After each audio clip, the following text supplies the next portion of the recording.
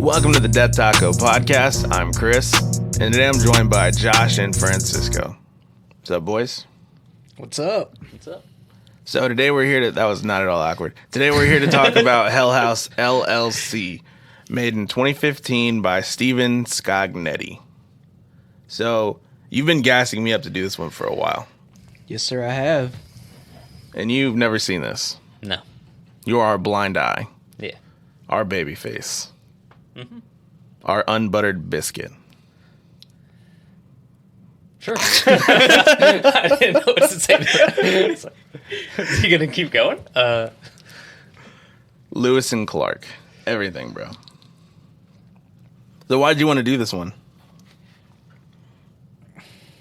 I don't want to get too much into detail with it, but for me, it was a good movie. Good one to do. So generally, you got positive feelings about it. In a way, yes.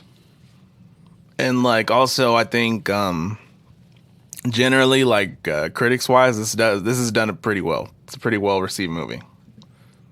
Like, could you tell? Yeah. I mean, it's a little under the radar because I had never heard of it, but it was good. I think this is definitely like an adept level horror fans thing. You know, it's not like it wasn't in the movies. You'd have to. I think it's only on Amazon Prime right now, right? Voodoo. It was on Voodoo also, so you got to kind of dig for it. Yeah. Like you definitely have to be looking for this movie. Like it wasn't really pushed. Yeah, it didn't even. It's like when I was searching for it. Like usually the movie will pop up when I search the first word.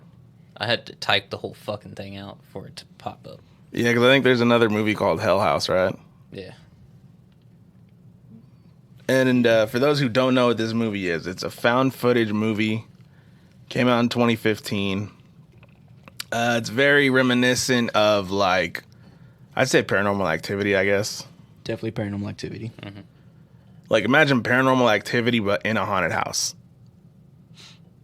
With a less convoluted backstory.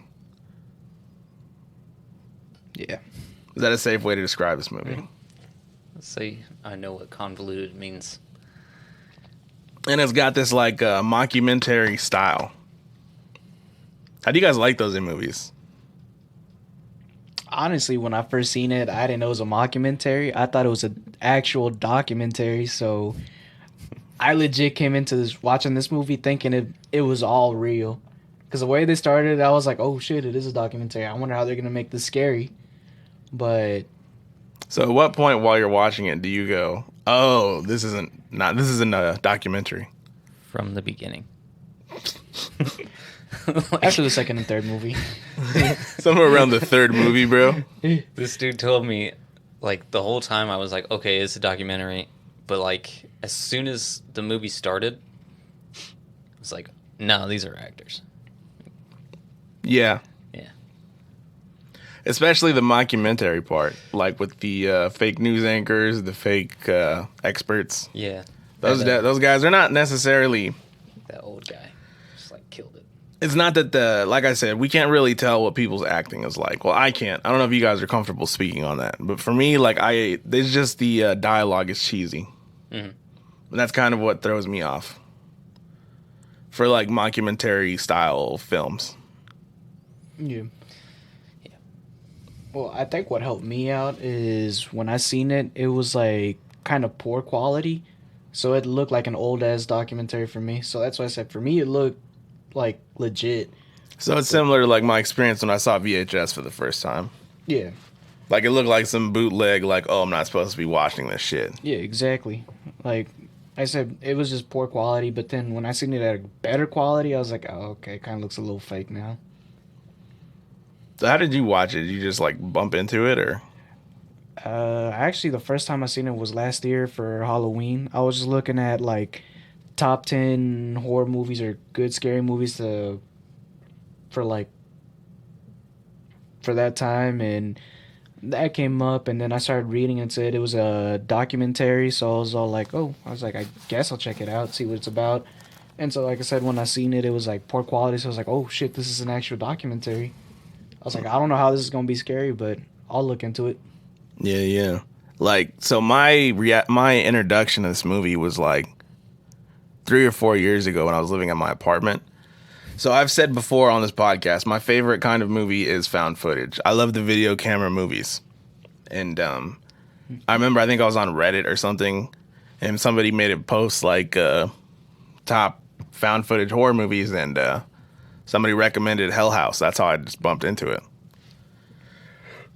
And nah, dude, my general consensus when I went into it, like, found footage movies are really hit and fucking miss.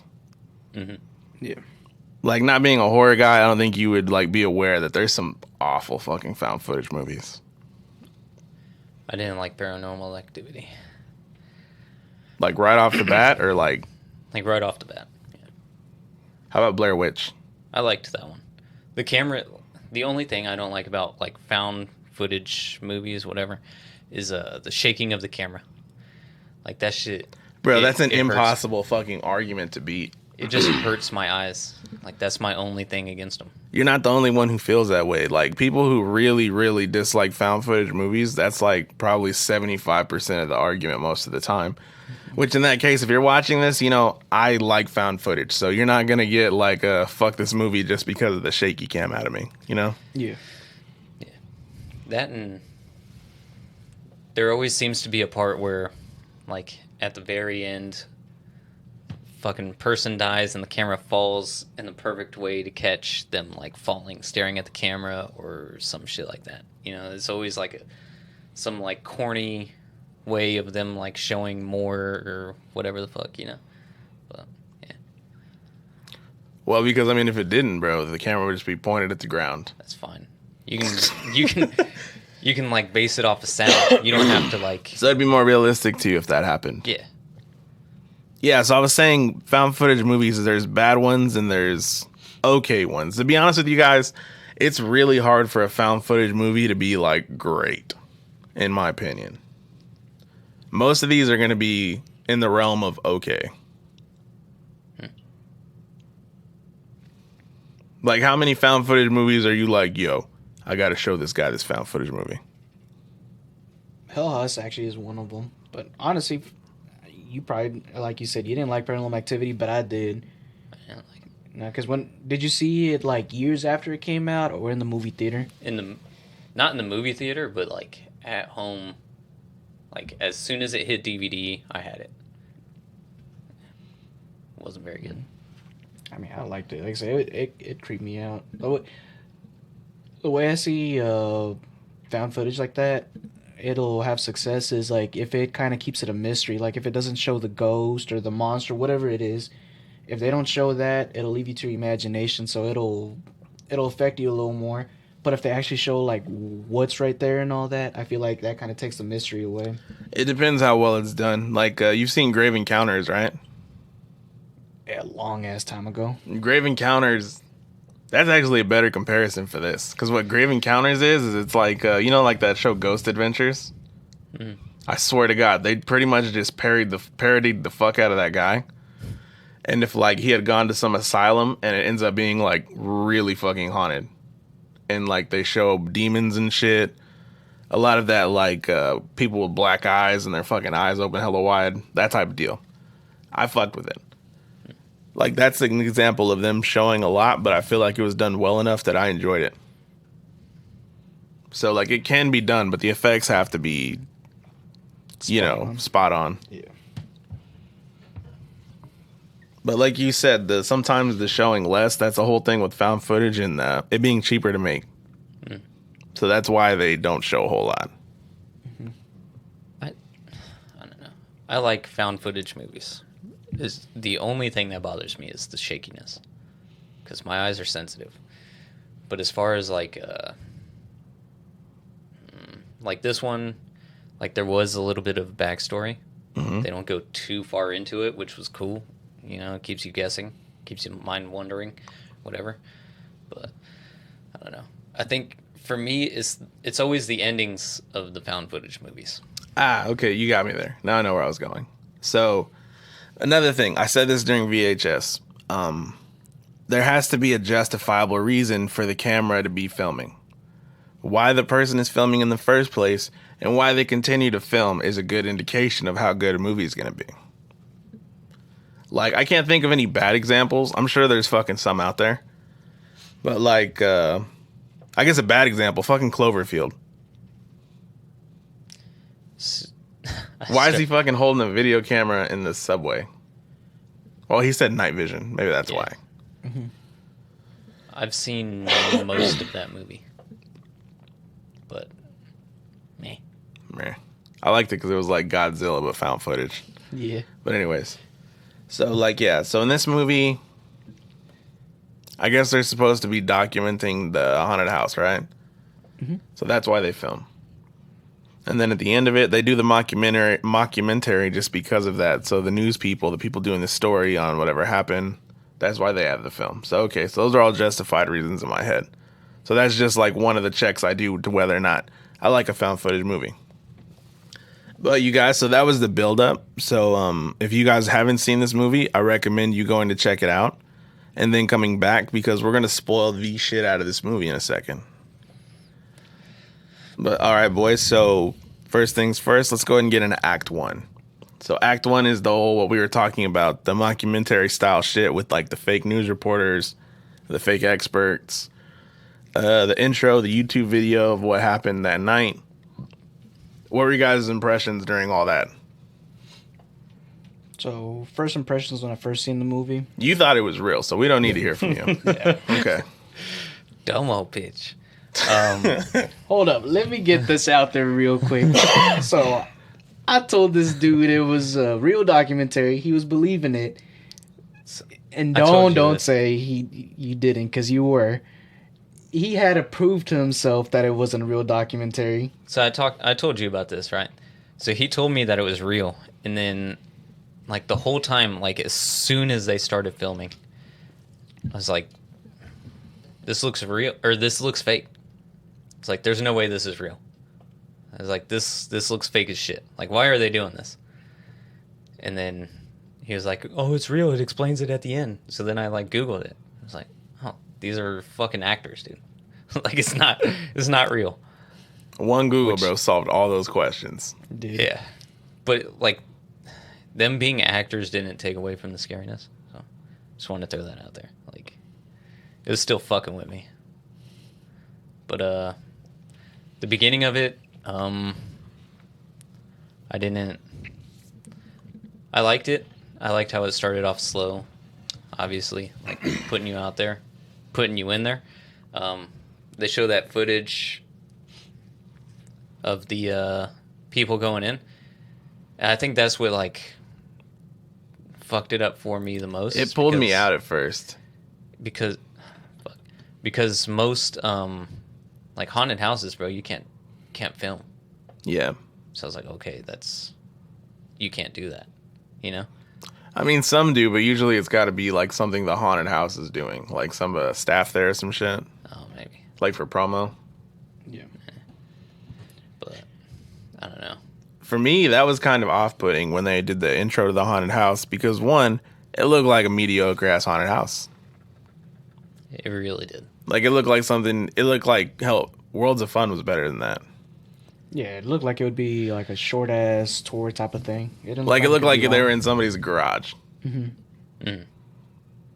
Actually, part of it did remind me of Worlds of Fun. Just like one that goes into Oceans of Fun. You actually, like, walk through a fucking kitchen. You know? But, yeah. Nah, that and, like, this, the whole mockumentary thing, like I was saying, I feel like I'm saying that word wrong. Mockumentary? I say it mockumentary. Mockumentary? Yeah. I don't know why I'm saying that T so hard. Mockumentary. Because he keeps doing it. Right. He's just illiterate, that's it. So the whole, like, mockumentary style, it's cool. It's good build up. I like that part. But like I was saying, the acting seems very questionable. Not the acting so much as just the lines they're delivering. Yeah. Like, I feel like they're playing characters that are based on, like, real people, like, you know, the therapist, the psychologist, whatever. Yeah. The attorney. Like, it's all stuff we've seen on TV. Like, I feel like they're just parodies of that pretty much. And it doesn't really seem all that real to me. Felt like they tried too hard. to make it real. Like if they picked one specific guy and they were like, all right, you're going to act just like this dude, all right? Yeah. So for me, that kind of like pulled me out of it slightly at the beginning anyways. But for you, you said that fucking sold you. Yeah. I think it all just, like I said, it depends on the quality that they did it, because the way they did it, right?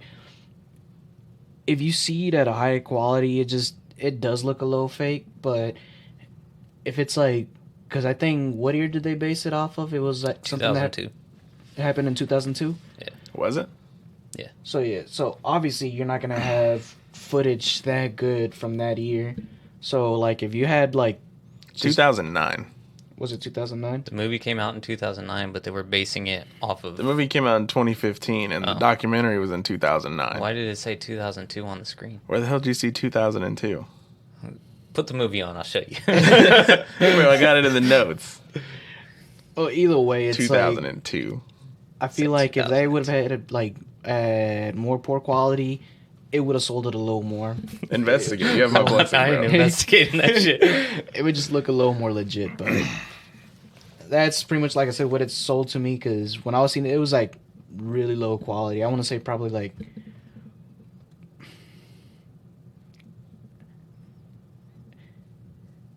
I don't even know. It was poor quality, so it just looked like fuzzy, and it looked like something you saw from the news, like way back in the day type of thing. So it sold it. It sold it for me. Well, I watch a lot of documentaries.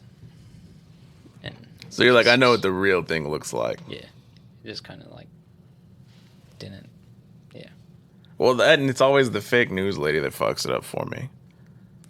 It's me? always a lady with like a little fro. Thank you guys. Tune in to Channel 9. Like they got the voice. Yeah. For me, it was the old guy. Chubby dude? Yeah. Felt like he was trying to be that guy's like that's now a meme talking about the aliens. Just The armchair guy? yeah. Yeah. Felt like he was trying too hard to be that guy. And so what do you guys think about the actual like YouTube video when they're walking through the haunt and then people start running past them and shit, and then they went like into the basement and you could see motherfuckers like running out? It's 2009. I wanted to see the basement. That's what I said. It was good build up, right? Yeah. Like you're definitely like, all right, what the fuck is in that basement? Yeah, because like up until then, like it was like pulling me into the movie, but not that well. And then as soon as you see the people like running out of the basement, I was like, I want to see what's in there. Right. And then they did like little subtle hints, like they give you foreshadowing for shit that was gonna happen later on. Like one part is when one of the reporters is like, I did manage to talk to a cop, and he said that when they walked into the haunt, the first body they found looked like someone had their throat cut, and then it was self-inflicted. Yeah. So like all that shit's like cool that like, you know, we see how that happens later on, but they did like callbacks right off the beginning. So I thought that was all well done. And that all leads to the part where the woman investigating, she's actually the first thing you see when she's walking around the hotel in the aftermath, like years later, right? Mm-hmm. Oh yeah. The white lady. Never got her name. She's the white nosy lady. Her and her cameraman. Yeah. So after we do all this like news footage, talking to experts and shit, then we're at like her studio, I guess. It was like a hotel. It was a hotel. Yeah, they were checked in a hotel interviewing that one lady. Yeah, because they ended up meeting with Survivor. Some redheaded girl named Sarah who worked for the haunt. So she's like, I got information for you guys. So they mic her up and shit, right? Mm-hmm. And they really don't get any questions. And she just kind of like pulls this fucking bag out of her butt, puts it on the table. She keistered it. Very tight. And she puts it on the table and she's like, just watch them. Watch. And they were a little suspicious about it. But pretty quick, they were like, all right, you know what? We'll bite. And pretty much from that point on, we get into the second act of the movie. Because now we're watching these tapes and we get to see pretty much the whole build-up that happened before the night that everybody keeps talking about. So back to her, like, unkeystering those tapes, bro. How did that not tell you that it was fake? Because you can't hide police evidence and then, like, give it to somebody years later and not face jail time. Well, that's what I was saying. It's like, Just, like, watching that. well, again, like I said, it just, you have to use your imagination a little bit into the movie. Because if you're going into the movie just like, oh man, this is going to be fake as fuck. I think Why the only do reason that? I went in, like, looking for, like, shit like that was because you were like, oh, it's real. It's real. Yeah, you should just let it play it. But like I said, this dude was so scared he Should've- had to prove that it was fake. Go fuck yourself. No, all I'm saying is like when I go into a movie, I'm not gonna go into movies like, oh, I'm gonna spot every fake thing that I can find type of thing. Usually when I do something like that, it's gonna be like for short clips, like on YouTube type of thing, like oh this could be real. Oh, never mind, that proved that it was fake. But like when you go into a movie, just to get into a movie, it's like you have to, I guess, get into a different mind state, just kind of let it go and just believe it. That really should have been your fucking first clue, though, bro. When they were interviewing the unhinged girl who pulls out the secret tapes that only she has. It's such a dumb plot point, bro. And you were like, whoa, these guys found the fucking key. They just walked right into their office. Yeah. The fact that the bag itself, like, surprised them, as if they didn't see her walk into the room with the bag. That's why I'm saying keistered, you know? It's just, I don't know. It is very shocking, like, that you thought this was real. Like, did you seriously, like, think it was real up until... Not real, but, you know, I'm sure in your head you were like, all right, this is a movie, but it could be real, right? Yeah, I'll give you that benefit of the Yeah. doubt. yeah. I No, like like that. I respect that. I said, it's just the way I put myself is like, just when I go into a movie, I'm like, I'm not gonna go ahead and think it's fake as fuck. I'm like, it could be a possibility. It could be real. Well, nah, dude, it's fun the way you're talking about it. Like, you Yeah. want to be able to be... That's the whole point of first-person fucking movies, is the immersion. You want to be able to, like, fucking sink into that bitch. Like, oh, I'm really watching somebody do some shit. Yeah. Which is why I enjoy them. But I honestly could picture you just going, like, there's really a hotel in fucking New York. Yeah. Did you know the name of the city, right? So we didn't even talk about that. So the name of the hotel is the Abaddon Hotel. I picked up on that right away. There's a fucking city in Kansas called Abaddon, right? Yeah. Abaddon, Kansas. I actually haven't heard of it. Or Missouri, I can't remember. It's somewhere around here, I'm pretty sure. And I think, is that the place that's haunted with the fucking church? I think so. Is that the one where they're saying it's like the gates of hell type of thing? Yeah, like you go down some stairway or some shit and it's just fucking... It's bad. That's all I've heard. So yeah, so the name of the hotel is the Abaddon Hotel. Did they give exposition for the hotel in the first act? Because I forgot. I think they did. Where they talk about the history of it and the guy who opened the hotel and shit. No, that wasn't until the second act. Yeah, no, they didn't really much go into it. They just said it was a hotel and Yeah, it said it was an abandoned hotel turned into a haunted house. yeah. Right on. All right, so now we're in the second act. You guys got anything stuck out to you in that whole... There's a lot. In my opinion, I'm going to go ahead and get this out of the way. The second act is my favorite by far. Yes. The second act is what puts this like found footage movie above other ones, in my opinion. For the record, I love this movie. It's fair to say. But So what about the second act stuck out to you guys? Well, I kind of liked how they were doing a little bit of a build up, like how they were showing all the friends together, how they were just actually hanging out towards the beginning, and then how it just kind of progressed like that. Like they were showing everybody's personality a little bit. Yeah, because I guess I fucked up just now. Because what the second act is the build up for the group arriving at the hotel, setting up the haunt, everything until the night before. Or the night of, when they actually have the opening night that everyone's talked about. And like you were saying, this is cool not only for character development, but just like it feels like the most fluid part of the movie. Like as they're filming, like there's certain parts where like you could see the bosses, the guys in charge, Mac and Alex, they're kind of like oh, we could do this here. Like them actually getting ideas for the haunt and stuff. Like it seems like a real fucking documentary of these guys like setting this haunt up. It's believable as fuck to me. Mm-hmm. And all in between that, we get these little sprinkles of fucking like, oh, this is really bad. Yeah. But it's not so over the top that it's fucking like, why are you still there? But mind you, there are some moments like, why the fuck are you still there? Yeah. Specifically one character. The guy who's in denial the entire fucking movie. Oh, the main one? The main guy's name is Alex. Okay. And this dude, bro. This man is unshakable. Part of me wants to put that towards, like, their job is to scare people.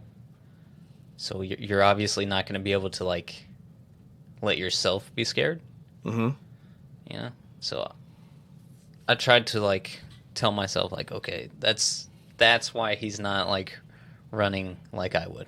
Because he's like, we're making a scary house, or a haunted house, you guys are going to be scared, you know? You guys are going to think that you're seeing shit. Because they've never stayed the night in a haunted house that they were making. Well, yeah, I mean, there's one thing not to let yourself get spooked. It's a whole other thing to ignore, like, pretty concrete fucking evidence, bro. That was just me trying to, like... trying to, like, rationalize his perspective, right? Yeah. My thing would be like, all right, he spent all this money. The money is where it comes into account. Because he brought these motherfuckers to a whole nother city, his, like, crew and shit. He paid money for the hotel. He's paid money for all these lights, for all the equipment, for all the work they've done to the fucking hotel. That's a big fucking investment, bro. Yeah. So I would get why you would be hesitant to fucking, you know, not just pull out and dip. You couldn't, actually. You'd be stuck with it. Because if you pulled out and dip, you're fucking financially, you'd probably be ruined. That and kind of like what he was saying is like, if you're going into something like that, a part of you're like, you just kind of know it's all fake type of thing. So no matter what happens, like you just try to, I guess it's like one of those people that just like to find logic in everything. So if something's not logical, like spiritual wise and all that, they're not going to believe it. If it's not proven by science and all that, they just, no matter what you say, no matter what they do, it's like they won't believe it. I feel like a lot of the stuff was proven by science, by the fact that they got it on fucking camera. Yeah. And they showed it to him like multiple times. Mm-hmm. Well, that's what I'm saying is like he's more of in denial. Like since it's the first time happening, like if something you honestly don't believe in at all, no matter how somebody tries to make you believe it, you're gonna believe what you want to believe. I could see that, but at the same time, as someone who doesn't necessarily, I've never had really personal supernatural experiences. If someone showed me some shit, dog, I'd probably believe them. If you showed me like fucking footage of some stuff, you right. But we're jumping ahead. So we're talking about like the aftermath of shit that we haven't talked about yet. So it starts with them in a car kind of driving up to the place. There's bickering amongst Mac and Alex, the head guys. I just call them the boss and the co-boss. Mm-hmm. And also we're introduced to the camera guy, Paul. Fucking clown. He's like off-brand Seth Rogen. Pretty much. Yeah. He's the narrator initially, the initial cameraman, the guy documenting everything. And also Sarah, who's the girl who's giving the goodies up to the investigator. And that is Alex's girlfriend, I believe. Yeah, it's Alex's girl. And they show up to the hotel. And I think they say they don't stay there immediately, right? Don't they wait a couple weeks? Yeah, they had to make it livable. They had to put electricity in the bitch. I think that's all they waited for, right? Yeah. So after the couple weeks, they get lights, and they say immediately once they move in, that's when shit starts to get a little janky. And, all right, so what's some of the stuff that happens once they move in? So I think the first thing was, I think it was Paul recording himself before he went to sleep. Oh, shit, is that right? Because that's when he's doing this, like, monologue in his bedroom, right? And he's got the camera pointed at his face and to the door behind him. Mm-hmm. Yeah. And creepy-ass red light, right? Isn't that coming through the hallway? Because his room is pitch black except for a lamp he's got in his face. All he can make out is his face and the silhouette of the door in the hallway behind him. Yeah. And all of a sudden you just see like a female walk through the door, right? But you can't make out like her actual shapes, just her silhouette. So the silhouette of a female walks into his room and just standing behind him. And I immediately knew something's not right. Bro, that would make me move out. First night. Easily. Yeah. Like, I don't give a fuck if you think... Because he said, he thought that it was, what's her name, Sarah? He thought it was Sarah. Like, so he turns around and he's like, Sleepwalking. what up, G? This motherfucker's just playing, ain't he? Yeah. Yeah. Which I could see, though. I mean, you're living in a fucking little space. Because it didn't look like a big fucking hotel. No. And, you know, there's like, what, 7 people up there? 5. In that little ass fucking hallway where the rooms are. So it'd be, I could see how he'd rationalize, like, oh, okay, it's just this female. Yeah. But I think that was like the first indicator for me, like, oh, that's a legitimate scary like moment, like creepy. Yes. Yeah, I mean, I kind of understand what they're going with because it could have been the girl. I mean, obviously, the first thing that comes to your mind is not going to be, oh, it's a fucking ghost. It could be her. She's sleepwalking, or she's just being nosy in there type of shit. And so, but obviously, us, the audience, like, Just trying to sneak in for some late night dick. bro, She wasn't just Alex's girl. She was the cruise girl. bro, I'm just saying, if everybody's hitting it, I ain't gonna be surprised about it. But, So what gave it away for me? Like, I instantly thought, like, okay, like, she's sleepwalking because her hair was fucked up, like she had just woke up, and then obviously, like, she's standing there, and he says it, and I don't know, like, he was fine with it. I wouldn't have been fine with it. Like, if It'd have been she's- creepy for you to not acknowledge like me telling you something. Yeah, like if she's like a known sleepwalker, like for all of them, still gonna creep me the fuck out. You're not gonna walk into my room and just like stare at me. You're getting thrown down the stairs or some shit. Like you're getting woke up, not in the way that you want to be woke up. My shoes are gonna be like right next to the mattress.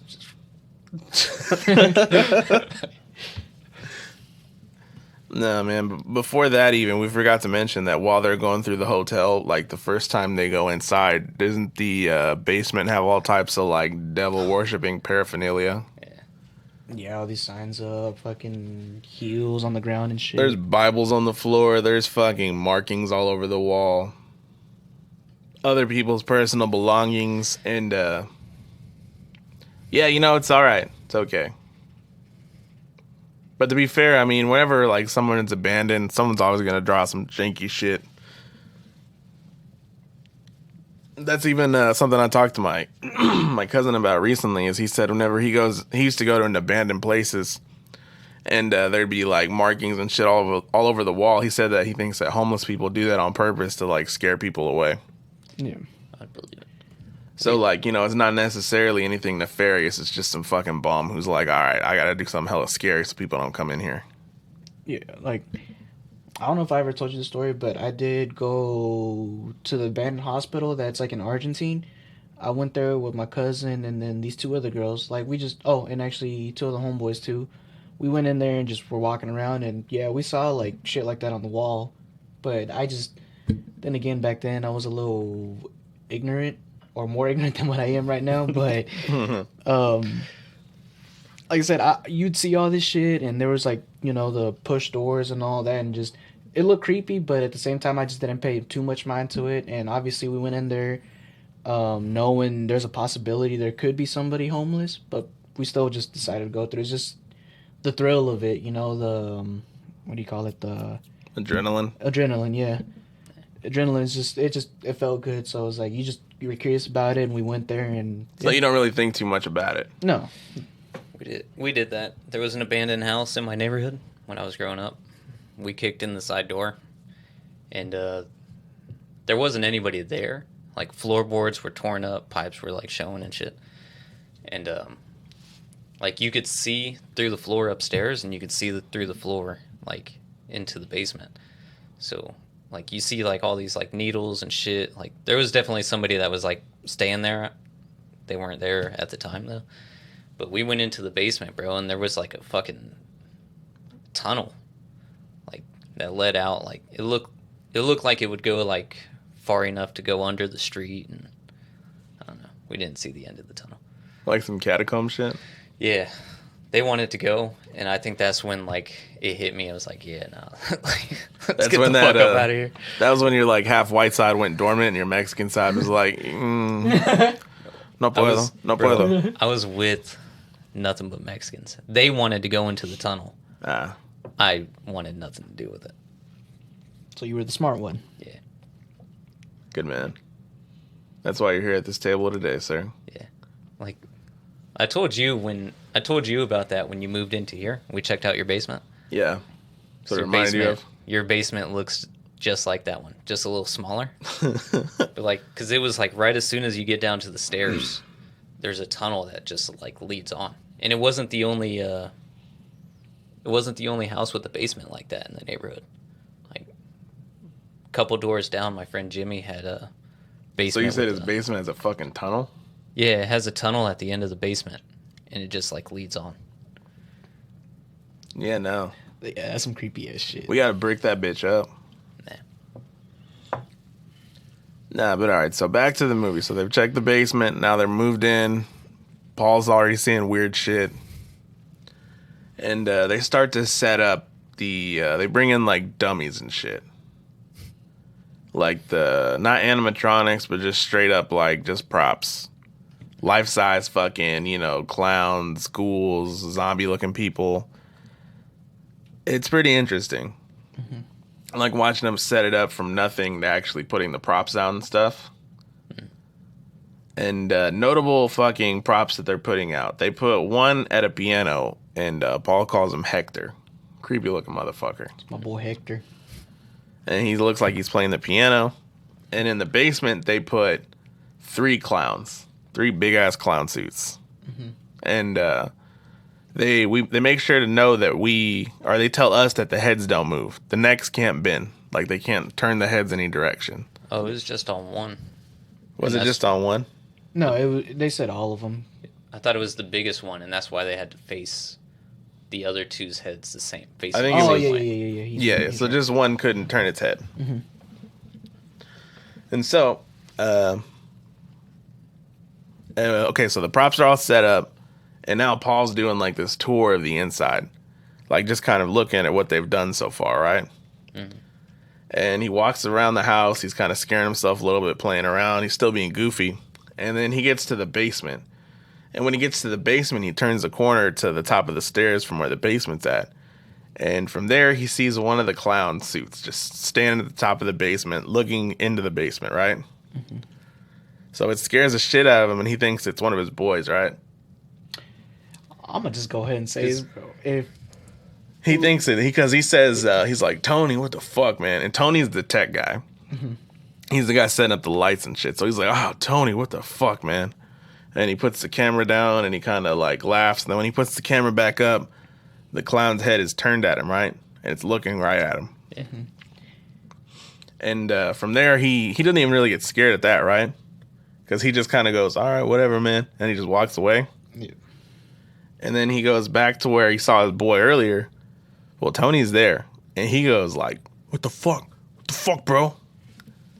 Motherfucker runs back to the basement door. Clown's not there anymore. So he Rambos down the steps by himself. Flips the fucking lights on. Starts checking the fucking clowns himself. Because they're laying on the floor, 3 of them in a row. And he just starts shaking the motherfucker like, what's up? What the fuck, man? Right? Mm-hmm. And then he goes back upstairs where his boys have met him. Yeah. All of that, no. I'm just saying, just in case if it was one of you guys is trying to pull a prank like that, and I'm like, hey, quit playing. Hey, quit playing. If I tell you that 3 times and you ain't saying nothing and still acting creepy like that, I'm going to sock you in the mouth. Whether it's a mannequin or not. I'm going to fucking sock y'all. That's it. Somebody's getting fucking roundhouse down those stairs, dude. Yeah. And then I'm never working there again. Yeah, no. Fuck all that shit. I don't fuck with clowns like that. Especially a clown looking like that. Nope. No, sir. It's not the clown aspect for me. It's the fucking mannequins, dummies. I don't like that shit. I think this is like my second favorite part in the movie. Yeah. Like, this is one of those moments, you know, that's just, for me, it's iconic in this movie. Like, it's gonna stick with me. Like, yeah, me too. Because, like, my first time watching it, or this was my first time watching it, and my fucking heart sank. Like, as soon as I seen that shit, I was like, oh, shit. Like, push that motherfucker down the stairs. Yeah, because the way, just the overall fucking, the conception of that fucking clown, bro. It's got, like, old man skin, right? It looks like a fat, old, bald dude with, like, clown makeup on. It's a mask, but...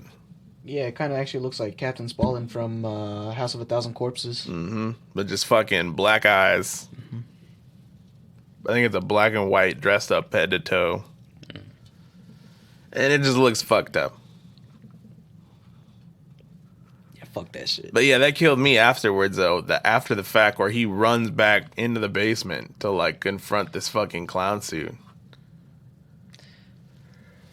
I mean, I think we've talked about that in, like, I don't know if it was on a podcast or not, but, like, you kind of want to, or at least me, like, when I would get, like, that sleep paralysis shit, like, a lot, I would, like, walk into the room and I'd get that feeling like something was watching me, and I'd just, like, instantly just start talking shit. So, like, in my mind, I was like, okay, I wouldn't run into the basement, but, like, maybe, like, for him, he was like, I gotta show him that I'm not scared, or I'm gonna fuck him up or something, you know? This is something I talked to Josh about while he was over here. I think it's if you're, say if like my daughter was here, or my girl's here, you gotta show out. So in your head, do you think you gotta like show out for yourself? Yeah. I live by myself and I can't be scared to go home. Like, in my head, I'm like, all right, I can't let my girl or my daughter be scared. I got to make sure everything's cool. Yeah, see, in my mind, I'm like, don't worry, I got your back. Like, talking to myself. We're going to get through this You're like, all right, boys. Lefty, righty, daddy's got you. Mic check.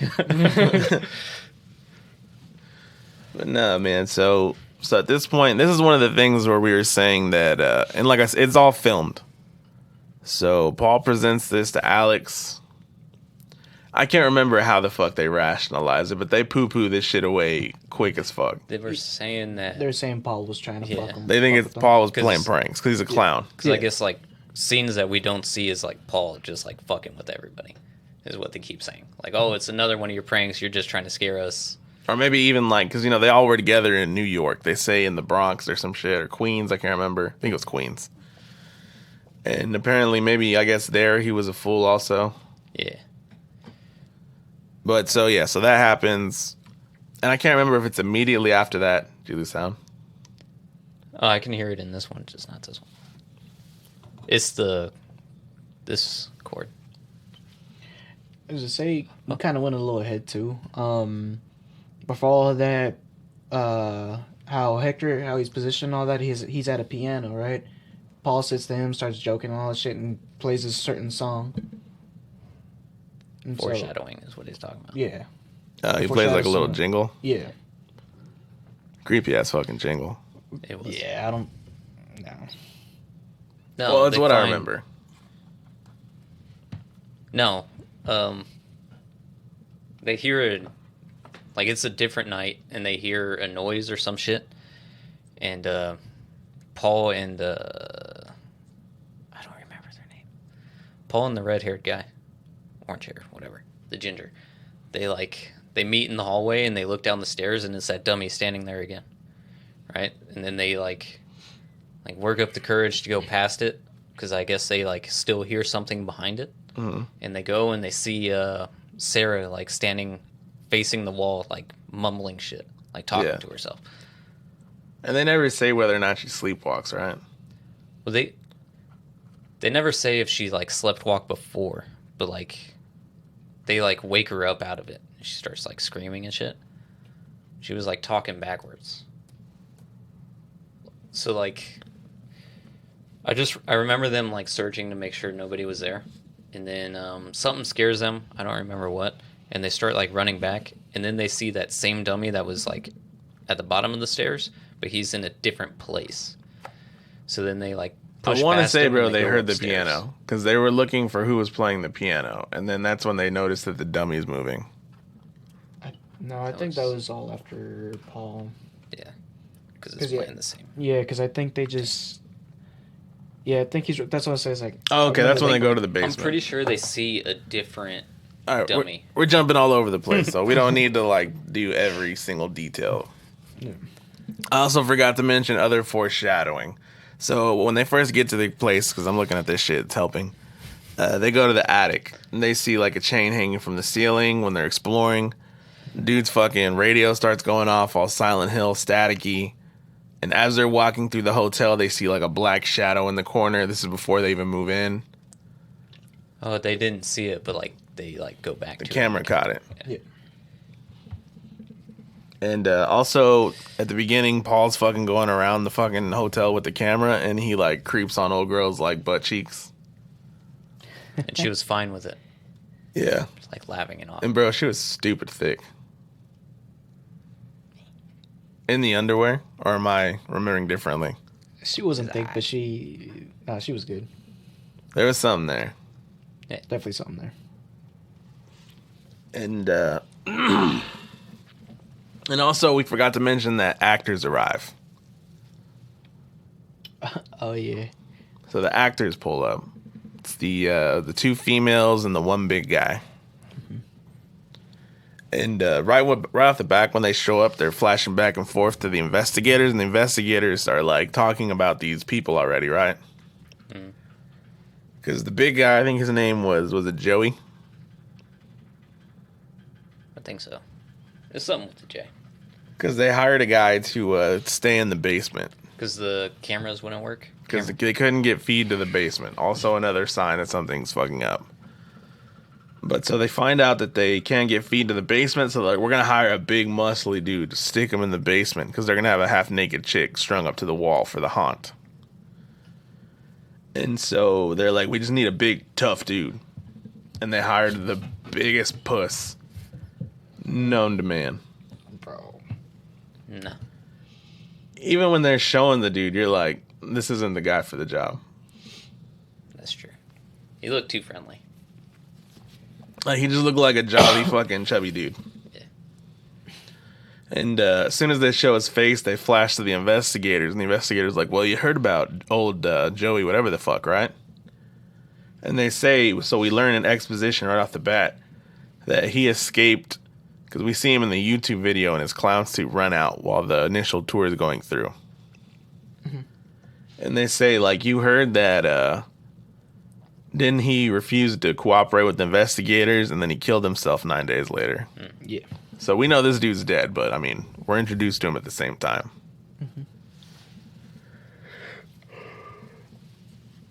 But now, like I said, so just fucking... What are, like, other parts you guys remember about this shit? Bro, that whole thing where they're running through the hall and the clown does appear somewhere else, and then also... when they're running back upstairs to their rooms, how the dining room or whatever you want to consider, like everything's just perfectly in place. Oh, it's like, all lit up with candles and shit. Candles and everything was just perfectly set up, and they didn't do that, and so they freaked out. I tried to think of the best way to describe that. Because I kept typing out, like, it's old-timey. Like how it would have looked, I guess, when the hotel was open still. Yeah. So that's like some reality bending shit, right? Because they had this dining room set up as a haunted spot. Like there's like fucking 10 tables, there's ghouls at each one, there's decoration all over the fucking place. And these motherfuckers would bend a corner, and all of a sudden all that shit's gone. The table's set up neatly with the cloth and candles lit, and then they all ran away. So whatever type of spirit or presence is at this hotel, man, it could fucking alter reality. That's when you get the fuck out of there. Nah, man. You get out of there when she's sleepwalking, dude. I can handle the sleepwalking, but something like that's... Bro, those aren't signs of a fucking ghost. But now we're going to go ahead and get to my favorite part of the fucking movie. So Paul's doing his fucking monologue again, like in his bedroom, right? Mm-hmm. The camera pointed like at his face with the light on. I can't remember what he says. He says like, I'm scared. Isn't that pretty much what the end of the monologue is? Mm-hmm. Shit's going on. Nobody believes me. Nobody likes me. And I'm scared. Hits the light. And apparently he falls asleep with his camera on. He goes to bed. And then like there's like a cut. And now there's like a couple hours have passed probably. And now there's a girl sitting on the floor behind him. You can make out her silhouette, right? Yeah. So he wakes up, turns the light on, and he's looking at the camera. And bro, just the way this chick is laid, the fucking angle of the camera, you can make her out clear as fucking day. It's like a young girl just just sitting on the floor with her back against the wall, staring into nothing. Very light, like ghoul makeup on her face. Like a couple of cuts and shit, right? Yeah, you can like hardly see it though. Barely see him. But you instantly know, like, all right, there's something really fucking wrong with this chick. Mm-hmm. And as soon as he turns around and sees her, throws the blanket over his fucking head. Cracks the fucking blanket open to get a peek. Now she's staring at him. Puts the blanket down again. Picks the blanket up. She's starting to fucking stand. Fucker puts the blanket down. And of course, you know, third time's the charm. He lifts the blanket. The bitch is right in his face. Some kind of struggle happens. And that's it. This was really fucking effective for me. Fuck yeah. You got me. Like, what about it worked for you guys? The makeup was on point, dude. Like, it was real subtle, right? Yeah. Like that, I don't know, bro. That shit made me lose some sleep that night. When I first seen that movie, I was like, nope, can't do it. Like, I feel like that scene's definitely one of the draws for people. Like, that and the clown standing at the top of the stairs, those are definitely, like, the moments, like, even in the trailers when you see him, like, that's the part where you're like, oh, shit. Yeah. Like, those had me, like off to the side, like, scrolling through shit, trying to, like, take my attention away, but, like, also still be able to watch the movie. Yeah. I would have had different reactions than him, though. Like, We talked about this. So, all right, so you're asleep, right? You turn the light on, your camera's rolling. You look over your shoulder, and you see a girl laying on the floor next to your bed. I'm up faster than anybody can get up. And I'm either, like, kicking her head through that wall, or I'm following through with a knee, dude. Like, you're fucking with my sleep. Like, this is like, you already see, like, weird shit going on. I'm not getting pranked.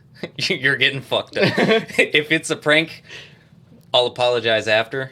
But, like, in the middle of, I'm not covering myself with a blanket. No, the blanket's the last fucking thing. Her head is getting kicked through that wall anime style, bro. Like, her feet just, like, fucking dangling out. I think I try to, like, step over the bitch and just walk out of the room. It's one thing if it's your house, but, like, say if you're, like, staying at a haunted hotel for your fucking job, bro, I'm like, boom, no. Another prop. Nah, dude, I'm gonna try to walk out, and if she touches me, that's when she gets this fucking boot right to the goddamn throat. Yeah. I'm running, fucking flying knee. If it's an actual person, the hole in the wall and the blood would be another prop. I'll apologize, but I don't know. It's like that, like, going up the stairs with the holes in it. You know, you're scared your feet are gonna get grabbed. That's not why I'm not, like, stepping over her. She's gonna grab my foot. It's game over. I'm not gonna be able to get, like, power behind my move. You know. So before she can react, I'm reacting. You're like jumping off the bed so the box springs help your momentum. Yeah. Fuck yeah. Like I said, man, somebody's going through that wall. It's either me or her. Either way, end scene. All right, what about you, man? We've heard from Rambo. So what are you doing? Nah, I mean, if I seen that, obviously the first feeling I'm gonna be startled as shit. I'm like, what the fuck? Like, just, it's so unexpected. Even if it was somebody, like, it's gonna catch me off guard. And I picture you, bro, going full, like, Catholic. Fuck no. No, what I would do is Perdóname. Hell no, bro. I'd walk out too. Like I'm literally like, no, I'd ask him like, I'm like, hey, what the fuck are you doing? I'm gonna ask, and if nothing happens, I'm like, all right, I'm getting out. If I get out, I'm leaving. Fuck that. I ain't going back to that hotel. Alright. If all else fails, okay. For one, they should have all been sleeping in the same fucking room when they seen the dummy standing at the bottom of the stairs. Or at the top of the basement stairs. I would have been like, okay, we're all sleeping in the biggest room. You know? And they would have all collectively told you no. I don't give a shit. Somebody is being forced to sleep with me in their room. No, I think, well, the way they kind of back that up is like Alex was saying, he was telling Paul, he's like, hey, shut the fuck up. Don't be talking about this in front of the actors. Yeah, don't scare everybody. Yeah. So it makes a little sense. But yeah, no, like I'm getting out that room. Kind of like what you're saying is like, if they fucking touch me and all that, I'm swinging. I'm not gonna. It's easy for us to say now, but who knows if we're in that situation. So I give Paul a little bit of that benefit of the doubt. me too. That and also like they're fucking actors and tech guys, right? Mm-hmm. They're artsy motherfuckers. They're not probably. They haven't seen some shit. So then they're not exactly used to maybe confrontation and stuff. I see it. So, like, alright. So, say you don't react violently, whatever. Are you at least, like, making a noise? Like, I'm waking everybody up. Oh, everybody in the fucking house is knowing what's up, No, bro. I'm not whispering to myself under the cover, just like, please don't do that. Bro, I'm gonna yell Yeah. help. I don't Yeah. give a fuck, bro. There's a help going out. Because what are you yelling out? Like, I don't know, I'm calling people's names, I'm cussing, I'm making a loud ass commotion for people to like get up, come running, and react, rather than me being like fucking manhandled by a little girl under a blanket. Right. Like, I don't know why you'd go limp. Limp would be the last thing. Like, maybe I wouldn't be the fucking, trying to take her fucking head off, but I'd fucking let people know. Yeah, for sure. Like I said, that's why I'm be like, hey, quit fucking playing. But I'm gonna yell that shit. Kind of like what he's saying. I'm gonna be yelling names out, type of thing. And I'm saying if both of y'all motherfuckers don't wake up, something like that happens to me. Fuck both of y'all. Y'all some fucking pussies for doing that. Be like, Bro, I'd Somebody see that come get bitch her. like sitting in front of the doorway and go like, oh, he's dead. She got him. I'm here too late. I'm going back to bed. I'll be back for the camera in the morning. Well, Francisco drugged another one. But no, so after this, Paul's missing. And pretty much the crew's reaction to this is just Paul being Paul. They go about their days. So they make mention of it. He had disappeared before. Prior. Yeah. No, actually, yeah. So pretty much what happens is, after that happens, they're like, yeah, it's like, what happened to Paul, this and this. And so he calls him up. And as soon as he calls him up, Oh, yeah, and the fucking that's phone funny. flips out, bro. phone answers, you just hear this loud ass. You just hear hell. And Yeah. for some reason, they all kind of just go, it's on the fritz. Like, isn't it like people screaming and shit? Yeah, you just hear him like screaming, like distorted type of thing. It was just a loud ass noise. And they drop the phone and it breaks. And then the dude's just like, huh? He's all right. Yeah. Happens all the time. And also, like you said, there was a part where they're out in the field filming a trailer for The Haunt. And they catch Sarah, like, fucking staring at was it a Virgin Mary statue? Yeah. So she's doing, like, shiesty shit. Mm-hmm. I didn't get that. So was she getting possessed? They never really fully explained it. Or They didn't really get into that too much. Yeah, 'Cause no. She was like, the sleepwalking thing, and Yeah. then that. for me, bro, she, like, in my mind, as soon as I seen her sleepwalking, I was like, okay, she's going to be the first to disappear. She wasn't. So I liked that. Like, I thought I knew what was going to happen. No fucking clue. But all right, so after Paul's gone, so our new narrator is Tony the tech guy. Yeah. Who's more or less the exact same character as Paul, just less goofy. Mm-hmm. Because the man never puts the camera down.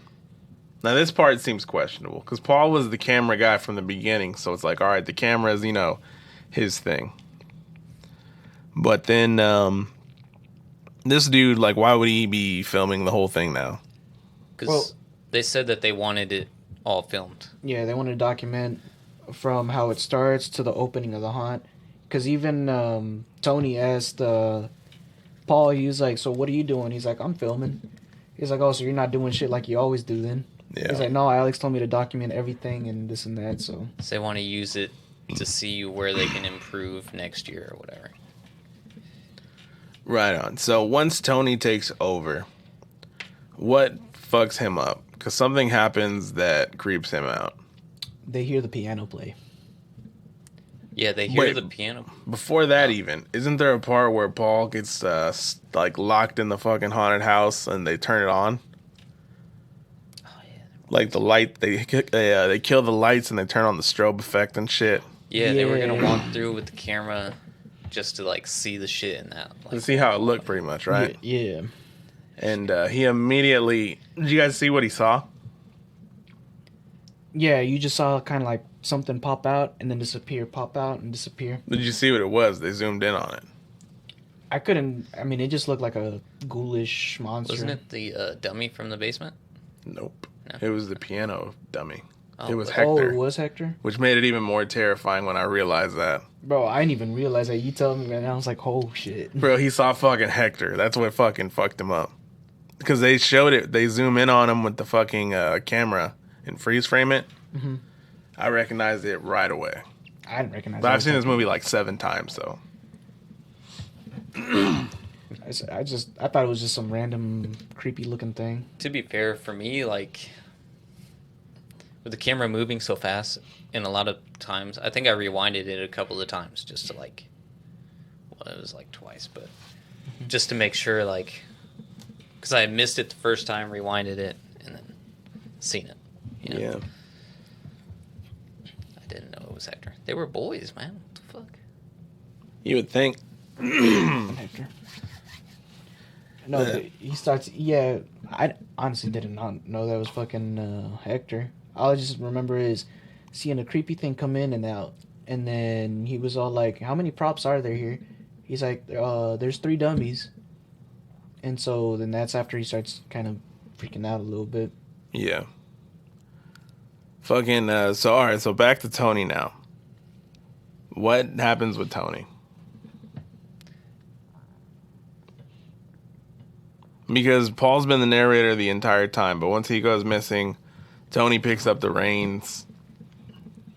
And I think for him, it's fucking. So, I remember them. Well, were they in the field first? Or no, that was after. It's like didn't they hear a noise? They heard the piano, like him and the other guy. I feel like there was something before that though.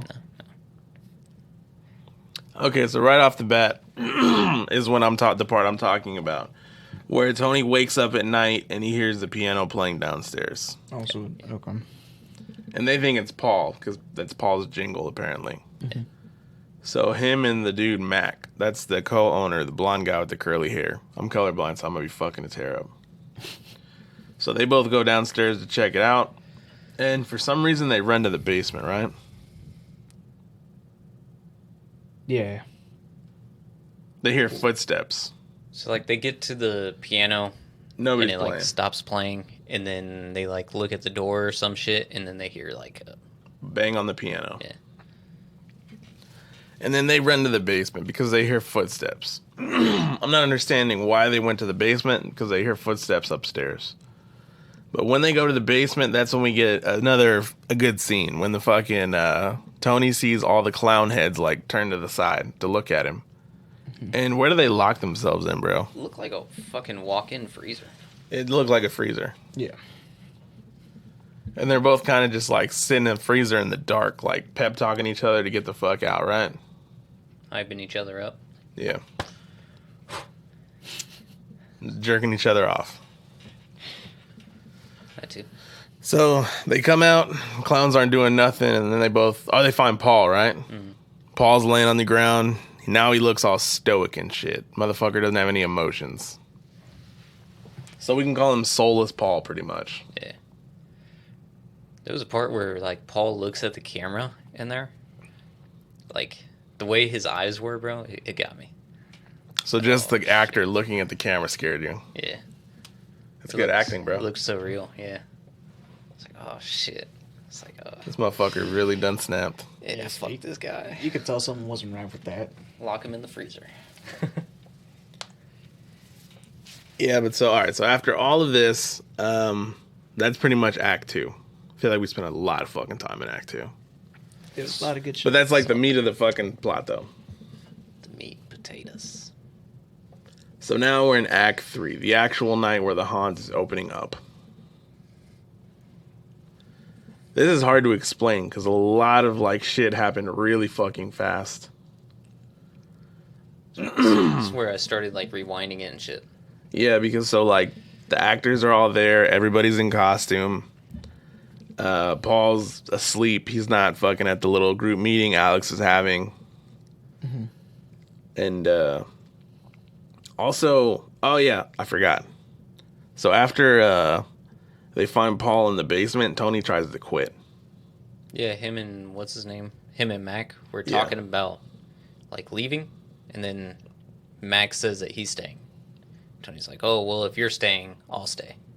Well, yeah, he says that though after for some reason they drive off to a field. Yeah. With really tall grass and a beautiful fucking backdrop. Did you guys catch that? That really stuck out to me. Like, it's so random. Like, the camera looks different. Some Brokeback Mountain. It does. Like, I'm like, these dudes are about to fuck in this field. It was a really pretty shot, though. It seemed out of place in this movie, like a motherfucker. It was. Or am I tripping? No, it was a little out of place, but Josh kind of explained it the best, too. It looked like, Because they were both, like, laying in the grass together, right? Yeah. Were they? I don't even remember that. I just remember what he said. He was all like, I'm not staying there until it's like, I'd rather stay in those Michael Myers woods. Yeah, I'd rather stay like in the tree line where it looks like a fucking serial murderer is gonna come out than stay in that fucking hotel. Yeah. Taken by a werewolf.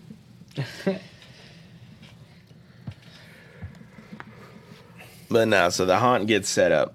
And they put one of the actresses in the fucking basement, and she's wearing like this giant tall tee, right? And she's like chained to a wall, right over a giant pentagram that was painted there when they first arrived. Mm-hmm. And they put the guy Joey downstairs to protect her. And they cut her fucking shirt open, so we get a fucking nice little bra shot. It's beautiful. And then after that, they just start letting the guests in, right? No, they're testing everything out first. So they're testing the walkie-talkie, and then one of them wasn't working. So he was all like, "Does he know sign language?" Because I guess he could hear him, but he couldn't talk back. So the equipment's malfunctioning on opening night right away. Yeah. And so after that, they're like, "Fuck it, we don't need it." Mm-hmm. So they start letting the guests in. And right off the bat, fucking everything's going smoothly, I guess. Everybody's walking through. And at some point, Sarah and Mac get together in like some hidden crawl space. Mm-hmm. And she's like, I think I just saw Paul out there. Right? Mm-hmm. And then immediately after that, they just start hearing screaming. Yeah. And they go to the basement, and that's when we start seeing footage from people's cameras, right? Because they finally release other people's phone footage. Because the people in the basement, we get to see that some motherfuckers in hoods have appeared in the basement. And they're like just standing in the corner, and old girl that's chained up is like flipping the fuck out. And everybody thinks it's part of the act, right? Yeah. Except my guy Joey, who gets up and he runs just at the sight of some guys in some hoods. Oh yeah, I forgot to mention too is they gave Joey a key for the chains that. He's the only guy who has the keys to her fucking chains. Okay, yeah. It's like I was like, dude, nobody's fucking helping this bitch. Like, yeah, no. He has the only keys, and you could even hear her yelling too. It's like, this isn't part of the act. This isn't part of the act. Why she would be really bound is also confusing to me. Yeah, right. Plastic chains. Anything, At bro. the very least. Ropes. Ropes that aren't really tied. She just has to keep her hands over her head. Yeah. She's holding on to a bar. Something. Like, But that's nitpicking. For the sake of the story, she's fucking chained to something. She can't move. Yeah. And so what do? They just keep getting closer and closer to her, right? oh, yeah. They do. Yeah. And that's what the people in the basement were running from. And in my opinion, bro, that's anticlimactic as fuck. It is. Because you start to see them, like, I think they, like, stab her or some shit. Like, you see, like, the beginning of it, and then that's it. And everybody's, like, out. And at one point, one of the guys in the hoods like gets really close to the camera, and you see his face, and it looks kind of demony, but it's in a very small flash. Mm-hmm. So that's the big reveal. And I remember even watching it the first time, I was kind of like, "That's it? Yeah. That's it? Guys in fucking cloaks, bro." Because, like, I was, like, nervous, I guess. Like, scared the whole fucking movie. As soon as I seen them, I was like, Right? It's corny to me. Yeah. Very fucking corny, bro. Wasn't that bad anymore. Yeah, like guys in fucking cloaks, it doesn't get any like goofier than me than that. It looks like guys cosplaying. That's what I think of nowadays. They're a bunch of fucking D&D guys. Fucking wizards. I mean, obviously they're going for like Satanist type of thing. So I mean, that came to mind, but it's still it's corny. There's no reason for that. But actually, I don't know what they could have done to make them look creepier, but that wasn't it. Another thing too that happened is like when you're saying is like they started showing like the release footage and all that. This is probably the fourth or fifth time that I've seen this movie.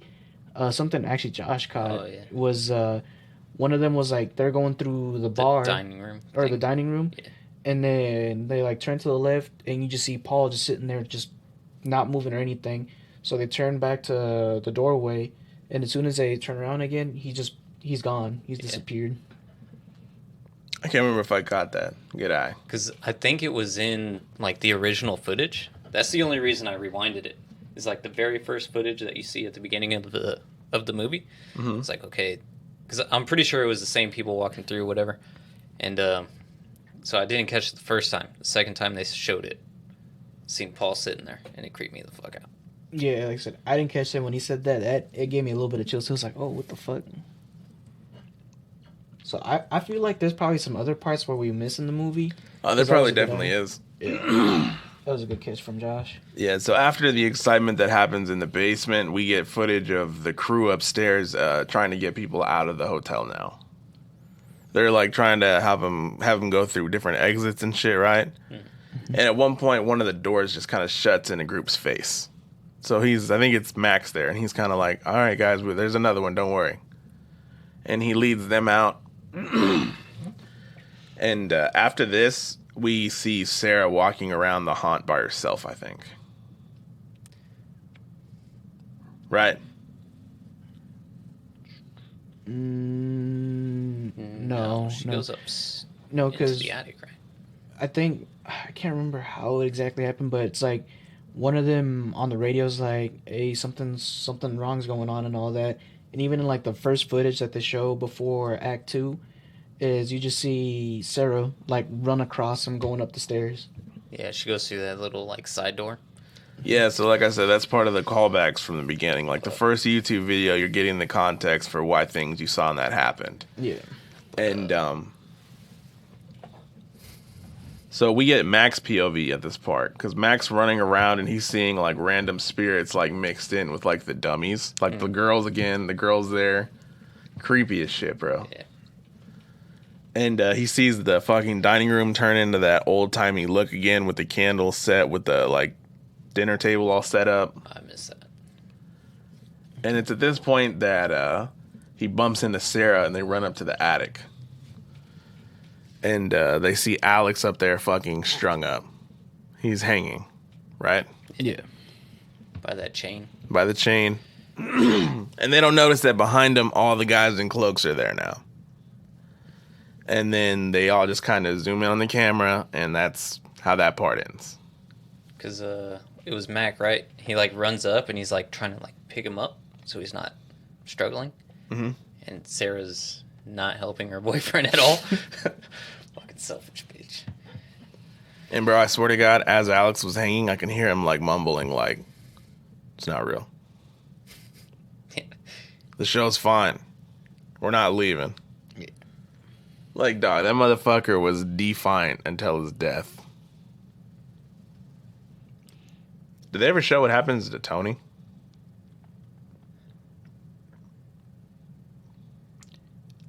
I think we're just supposed to assume he's dead because none of them made it out. Well, because they show right there, we're assuming that's when Mac dies. Yeah, because he drops the camera, right? Yeah. So, What the fuck did happen to Tony? Hell House 4? plot hole. We found him. Yeah.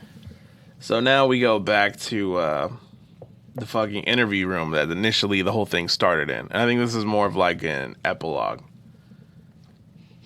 But before I even get into that, bro. So that actual night, completely gassed up for nothing. Yeah, I was expecting a lot more from that. Like, bro, that build-up was so good just for that payoff to just be lame to me. Mm-hmm. Which is, like I said, I got mixed feelings. I love the build-up, but the payoff feels very unearned. It was very anticlimactic. Guys in hoods, bro. All that for this? Pretty much, man. Like, it wasn't that terrible, guys. No. Like, I'm sure if it really happened, yeah. The implications of it, yeah.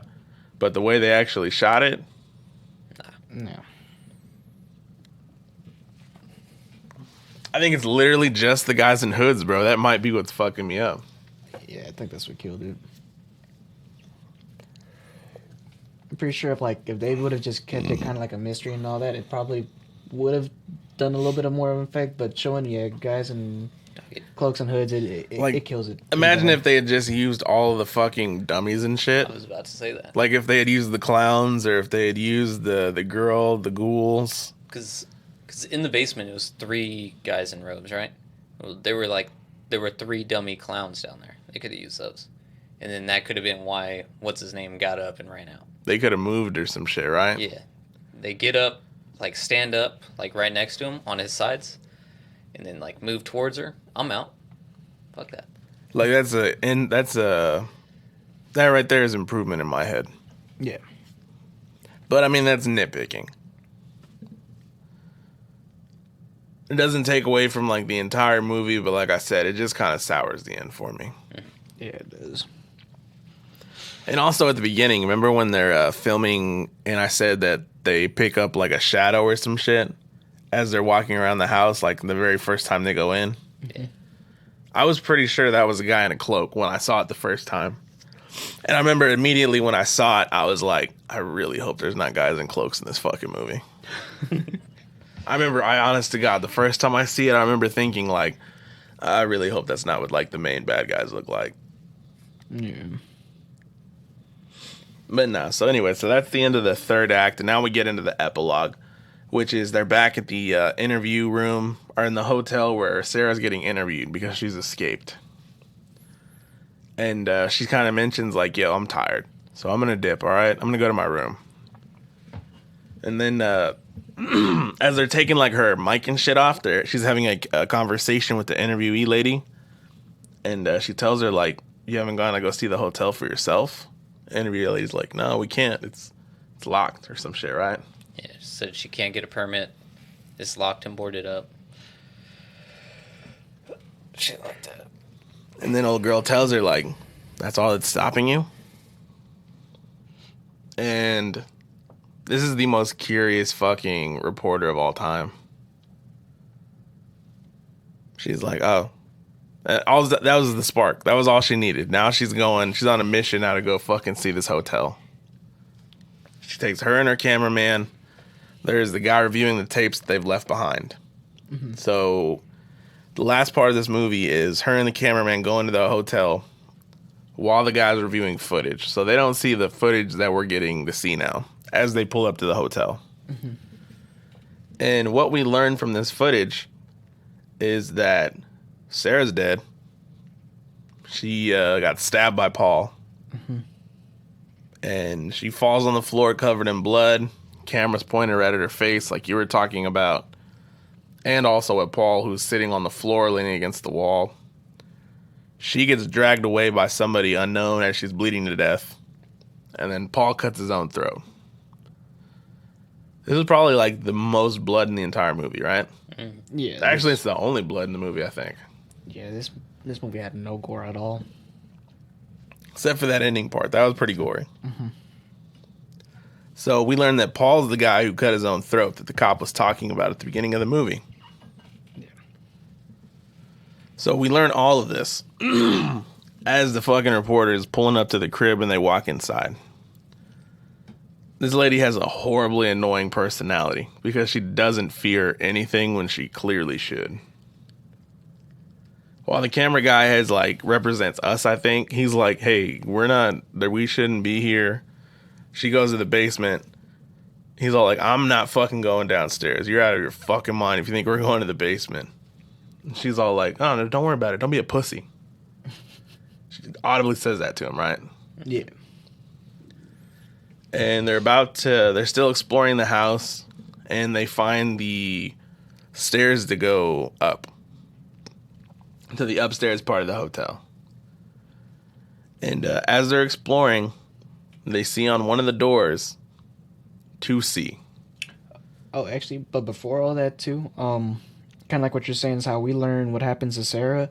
Like it lets you know that the tech for them is reviewing the videos while they do that. I forgot what his name was, but while they're going upstairs, that news reporter gets a phone call, and she ignores it. He's like, aren't you gonna answer? He's like, oh no, it's just so and so. She mentioned the text name. Mitch. Yeah. He's like, no, it's just that. And he's just probably trying to say whatever it is. But so that was gonna be their chance to hear oh, we need to get the fuck out of here. But she ignored it. Yeah, pretty much what they're trying to understand is he's gonna try to let them or warn them that Sarah's actually dead. Did you guys also catch that while they're panning in the dining room, you could see Alex standing in the corner? I missed that. Yeah, I saw that. You see him, but literally, bro, it's like a blink. Damn. Yeah, no, I missed that. So like you guys said, I'm pretty sure there's a ton of those that we fucking missed in this movie. Mm-hmm. Like little Easter eggs and shit. But no, so they go upstairs and they see room 2C. And whenever Sarah got done with her interview, she said, I'm tired. I'm going to go to my room. You could find room 2C. So before the interviewer, the reporter and the camera guy left, she tried to check with the hotel, like, hey, tell the girl in 2C that blah, blah, blah. And they were like, oh, our fucking numbers don't work like that here. Yeah, we don't got letters in our numbers, or letters in our rooms. So they learned that she was actually talking about the room at the fucking Abaddon Hotel that they're exploring. So they see that motherfucker. And it's got a lock from the outside, so it's locked on the outside, right? So she's unlocking it, and the camera guy, once again, I'm pretty sure he's supposed to represent us. Don't fucking open it. Don't do it. Don't do it. It's fine. Whatever. I just want to see. It's fine. Pushes the bitch open. Sarah's sitting on the bed. It's one bed with the giant-ass window, and Sarah's just sitting on the bed staring away from him. So they walk all the way into the room, right? And they get close to her, and they're talking to her. Sarah turns around. Fucked up face. All fucking cut up and shit. Mm-hmm. Guys in cloaks appear. Zoom in on them. Movie ends. Very, very anticlimactic, boys. Yes. Yeah. I don't think, I think even if the reporter answered the phone, I don't think they were getting out of there. Either way, especially now that we know, Alex was, standing in the corner or some shit, they weren't getting out of there. Either way, they were dead. They just shouldn't have fucking gone there. But yeah, they could have gone a fucking different route. They probably, something, it could have answered the phone, he would have told them, and then I guess, probably phone cuts off or something like that. So then they try to go out, and then shit starts happening to them too. They could have definitely used the fucking clown mannequins for something. 100%. Instead of the guys in cloaks. Yeah, the guys in cloaks just fucking killed it. Like completely killed that fucking ending. Yeah, like it took out all like the scariness of it, right? Mm-hmm. Like in that ending scene, bro, Sarah, like before she turns around, scared the shit out of me. And like putting myself in the movie, it's like yet again, it's just like seeing her there with the door locked on the outside. I open that shit and she's there. Something is amiss. I'm yeeting that bitch out the window. Foot in the back. If not her, then myself, right? Something. Somebody's going out. Yeah. I just like I don't know, man. Like putting myself in those situations, I just feel like something else has to happen rather than me running away. You know? I don't know. Just I got to make myself safe. And running away just doesn't feel like it's going to work. I just picture you like tearing your own shirt off. Going Hulk smash. Whatever Josh works. smash. Somebody in this room's getting penetrated. It ain't going to be me. Plot twist. No, then I mean they also the whole thing whenever the guys in cloaks, we never actually saw what they did to people, which I kind of get because I mean, how do you film people getting dragged to the underworld apparently? But still though, like they could have made the guys in the robes intimidating by showing them do something, as opposed to like that whole thing where they just lean into the camera and it goes black, Yeah. which they did every time they were on the camera. Bro, actually just thinking about it right now, it's like, yeah, what he says, like when Sarah turned around, it kind of did give you a little bit of chills. So what they could have done, even just to make it a little simpler, they could have even had a jump scare here too. Fucking, as soon as she turns around and all that, you see her freeze frame, leaves it like that, and then goes into the next frame, but it actually shows like that creepy girl that did whatever that she did to Paul type of thing, and ends the movie like that, and like some sort of weird noise. But So what you're saying is pretty much just like splice out all the guys in robes from every scene. yeah, and it's just Like, that really use the shit that was working through the entire movie. Like right. Fucking the dummies, the girl, like fucking Sarah if you have to, because she's clearly like possessed or something, like walking around. Possessed like that. Paul, possessed all the guys they killed. Yeah, like use them. Don't use these fucking people that I don't know. Okay, so I mean, it sounds like we're shitting all over this, but no, we're specifically shitting on the dudes in robes. Yeah. Still love the movie. Yeah, like So with all that being said, Yeah. go ahead and give your guys' overall opinions, which we've kind of been given throughout, but go ahead and... I love this movie. It is by far one of my favorite movies. It's a movie that I'm glad that I was able to find. Kind of like what you're saying. It's like it's one of the movies that you're not gonna find out through the internet or anything like that, because they never showed no trailers. They never did anything to promote that movie. It's more of you dig for it and then you find it. And I honestly love the movie.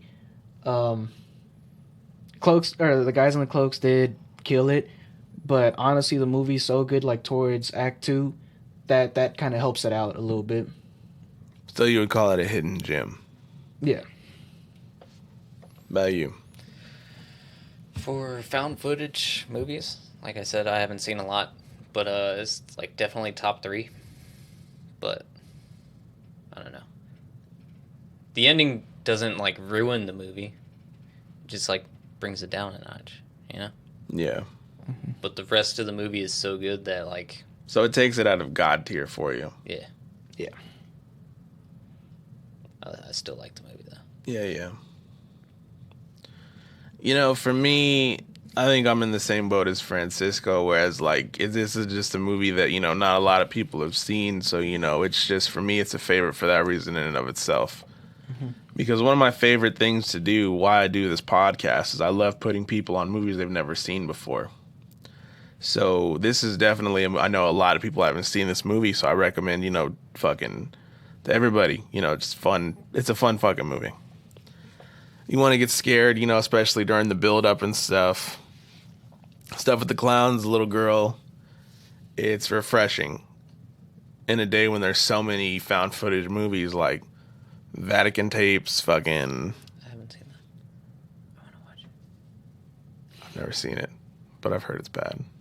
Is it bad? Okay, never mind. Like, can you think of other ones? There's a whole bunch of like religious ones specifically that came out. As above, so below. As like above, that so one. below. That one's not terrible. I like that one a lot. But then there's just ones like this that I feel like, I don't know, they just got it right. Like this and Ghostly Encounters for me are about the same level, which is what I was telling you about. That's like a parody of fucking Grave Encounters. No. I fucked that up. Other way It's around? called Grave Encounters. and it's a parody of Ghost Adventures. Yeah. But yeah, dude, I recommend this movie to fucking anybody. Yeah.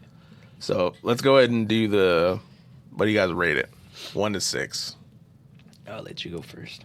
I do 5. 5 to 6 inches. I really did like the movie. It's a respectable 5 inches. Really did like it. Honestly, that's what I'm gonna go with. Is a 5. For me, it would have been a 6 with a different ending. Like if they kind of like we're saying, like if they used what was actually making the movie fucking creepy, that would have been a perfect 6. But since it was a little anticlimactic, didn't ruin the whole movie, but the buildup is just so fucking good. Like it'll give you chills. It's a 5. All right, ready for the controversial opinion, boys. So, in my opinion, there is no such thing as a great found footage movie. They're all okay. There's no god level fucking found footage movies. They don't exist to me, even though I love them. Like, there's never gonna be like a fucking Godfather level found footage movie. It's just not. That's just not the way they're made. So for me, I could almost never rate a found footage movie above a 4. So for me personally, I'm going probably a solid 4. Because by the found footage scale, that's about where I would put it. Mm-hmm. But like I said, there are exceptions. Like for me, VHS. The one that I enjoy the most. I'm not going to spoil which one I enjoy the most, but one of those is a 5 for me. Yeah. But fucking, so yeah. So for me, I'm going 4. It would have been a 5 had the ending and the guys in the cloaks not dropped it. So I guess I'm where you guys are at. You guys would have rated it as 6, I'm assuming, if the guys in the cloaks hadn't fucked it up for you. Yep, definitely. For me, kind of like what you're saying is like I understand what you're saying. There's a certain limit to those found footages, but for me, that movie just did it so good that the build up did fucking creep me out like that. That was one of the very few movies that will creep me out compared to another movie that I'm not gonna mention because I don't know if we'll ever. If we review it, you wanna, yeah. Yeah, but either way, it's like I think there's like 2, maybe 3 movies that have gotten me like that. That made me feel like, oh shit, fuck this, you know? Yeah. Made me feel paranoid as shit. But this was definitely one of them. Not a bad review, boys.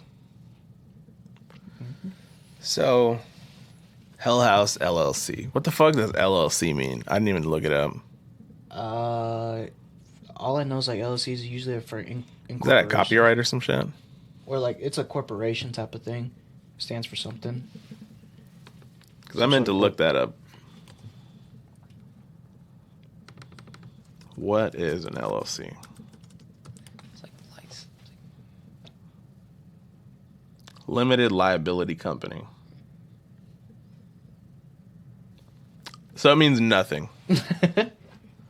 So for people out there who are curious what the LLC means.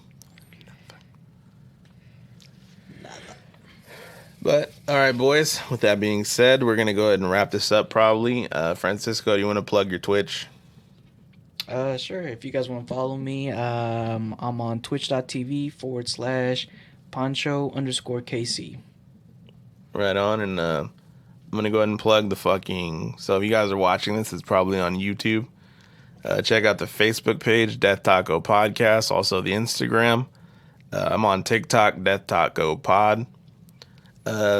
Make sure to like, subscribe, comment down below what you guys thought of this movie, something you disagreed with us about, something we fucked up on, because we said a lot of goofy shit, so we might have fucked up somewhere in the middle here. Oh, for sure, we fucked up. Yeah, but with all that being said, guys, I appreciate you both being here. This has been the Death Taco Podcast.